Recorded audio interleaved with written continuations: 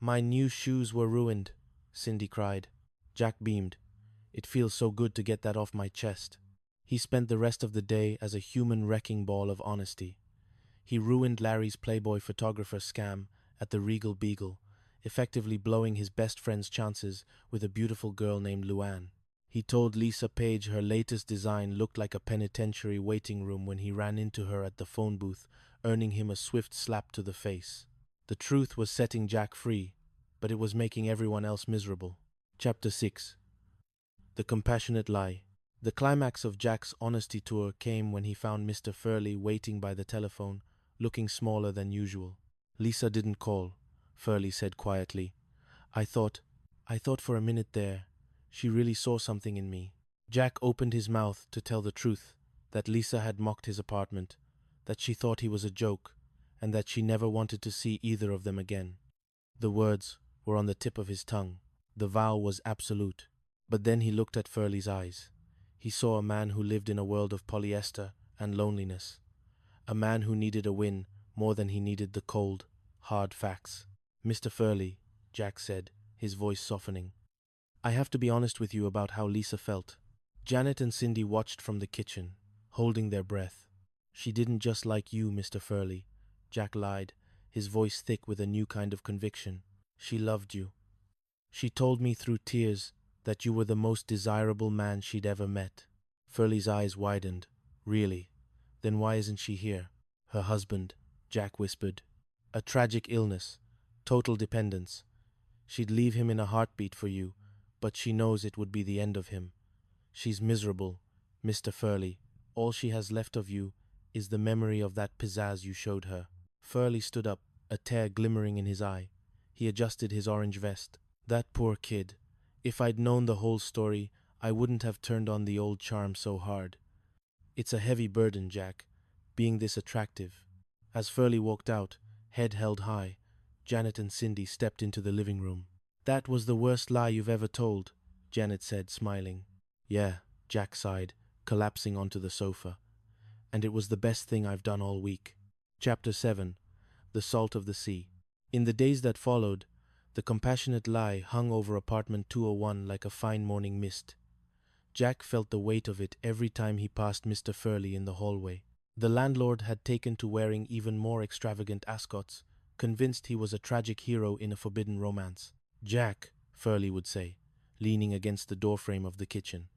I saw a woman today at the market, looked just like Lisa. For a second, I thought, but then I remembered. Her husband, the dialysis machine, the sacrifice. Jack would just nod solemnly, pushing a plate of burnt toast toward the landlord. She's a saint, Mr. Furley, a saint in sensible heels. But beneath the humor, something was shifting in the house. Janet had been quiet, her usual sharp wit replaced by a reflective distance. She spent more time at the flower shop, coming home late with soil under her fingernails and a faraway look in her eyes. Is it the Greg Dunn thing? Jack asked one evening, finding her alone on the balcony. The Santa Monica Pier glowed in the distance, a neon jewel against the black velvet of the ocean. No, Janet said, her voice small.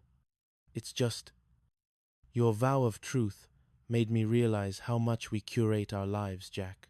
We live in this beautiful bubble, pretending we're just friends, pretending we're just roommates, pretending the world is exactly as it seems within these four walls. But isn't the bubble better? Jack asked, stepping closer. Out there, people slap you for your opinion on wallpaper. In here, we have each other. Janet turned to him, her eyes catching the moonlight. The question hung between them, more intimate than any of Jack's flirtatious jokes. For a moment, the platonic mask slipped. Jack saw the woman behind the roommate, the strength, the vulnerability, the quiet longing. He reached out, his hand hovering near hers on the railing. I don't think I wanted to stay, Jack whispered. I like our architecture just fine. Chapter 8. The Ghost of Culinary Past. The fragile peace was shattered on a Tuesday afternoon when a man named Sebastian Vane appeared at the door. Tall, impeccably dressed in a charcoal suit, and possessing an aura of cold efficiency, he didn't look like a friend. Jack Tripper? The man asked, his voice like ice water. Depends, Jack said, instinctively checking if the back door was clear. Do I owe you money, or a souffle? I am the executor for the late Professor Beaumont's estate. Your former instructor at the Culinary Institute? Jack's face softened. The old man? He passed? I didn't know. He left you something, a bequest. But there is a contingency. Sebastian stepped into the room, his eyes scanning the apartment with the same judgmental intensity Lisa Page had shown. He knew about your living arrangement. He found it amusing, but he also knew the risk. The bequest is a prime location on the boardwalk for your own restaurant. Tripper's Table. Jack's heart hammered against his ribs. It was the dream, the only dream that mattered. The contingency? Jack asked. A morality clause. Beaumont was old-fashioned despite his humor. He wanted to ensure his legacy wasn't tarnished by scandal. An inspector from the board will be staying in this building for 1 week. If they find any evidence of improper cohabitation, the deed goes to your rival, Larry Dallas. Jack choked. Larry? Larry doesn't know a whisk from a windsock. He's been working for the board, Sebastian said with a thin smile, and he's very motivated. Suddenly, the architecture of the lie wasn't just about Jack's dating life. It was about his entire future. He had 1 week to convince an anonymous inspector that he was exactly what Mr. Furley thought he was, a single man living alone, or at the very least, a man whose heart was purely, safely elsewhere. Chapter 9. The Masquerade. The week turned into a frantic theater of the absurd. Janet and Cindy were forced to pose as the cousins from Fresno visiting on rotation. Every time a knock came at the door, the girls would scramble into the bedroom, hiding their shoes and jewelry. Larry Dallas, smelling blood in the water, became a constant presence. He haunted the Regal Beagle, dropping hints to anyone who would listen that Jack was a man of many mysteries. "Come on, Jack," Larry whispered, cornering him at the bar. "Just admit it. You've got a harem up there. Give up the deed, and I'll let you be my head chef. I'll even let you wear a tall hat." "Over my dead garlic bread, Larry," Jack hissed. The pressure began to fray the edges of the trio's bond. Cindy grew tired of hiding in the bathtub. Janet grew tired of the constant deception. And Jack was drowning in the stress of keeping Furley, Larry, and the mysterious inspector at bay. The climax came on the final night. A formal dinner was arranged, a farewell to the cousins. Jack cooked like a man possessed. Beef Wellington, truffle risotto, a chocolate fondant that bled perfectly. But as the night wore on, the wine flowed, and the pretenses began to crumble. Mr. Furley, ever the interloper, crashed the dinner, wearing a tuxedo that smelled of mothballs and desperation. "I've come to toast the cousins," Furley announced, swaying slightly. "To the women who aren't Lisa Page. To the women who will never know the touch of a real macho."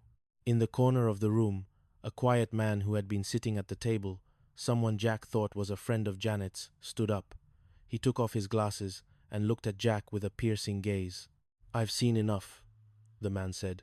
Jack's stomach dropped. "The inspector—" "My name is Arthur Prynne," the man said, "and I've lived in the apartment next door for 6 days. I've seen the scurrying. I've heard the whispers. I've seen the way you look at Miss Wood when you think no one is watching." The room went silent. Even Furley stopped mid-toast. "Scandalous?" Arthur Prynne asked, a small smile playing at his lips. "Improper? Perhaps by the standards of the 1950s. But Professor Beaumont didn't leave you that restaurant because he wanted a saint. He left it to you because he wanted a man who knew how to balance ingredients."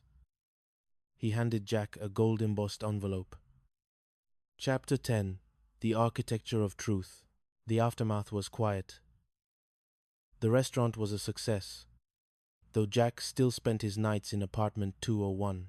The trio remained, though the air between them was clearer now, the secrets replaced by a mutual understanding.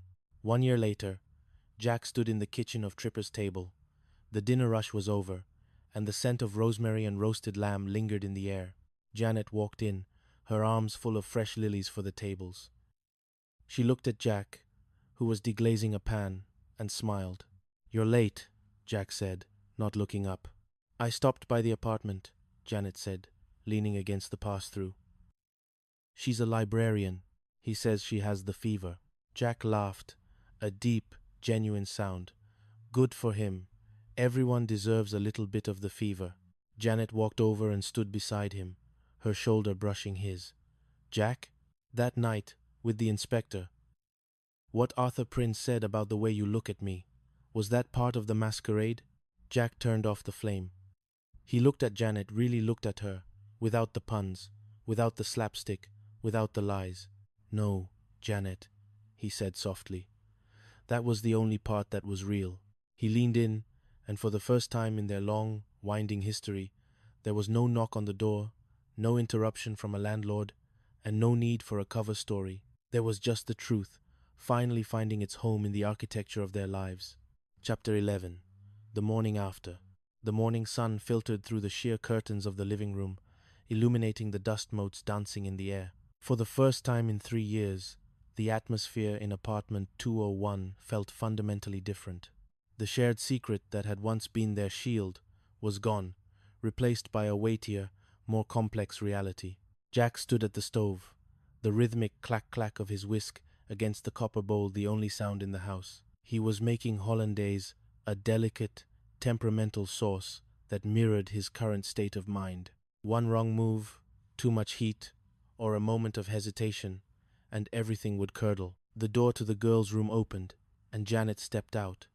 She was wearing a simple cotton robe, her hair a messy halo of curls. She stopped at the edge of the kitchen, her gaze lingering on Jack's back. "Smells good," she said, her voice still raspy from sleep. Jack didn't turn around immediately. He needed the sauce to set. "Celebration for what? For not having to pretend we're cousins from Fresno anymore," Jack said, finally turning to face her.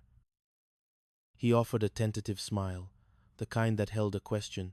Janet walked toward him, the space between them closing with a new kind of gravity.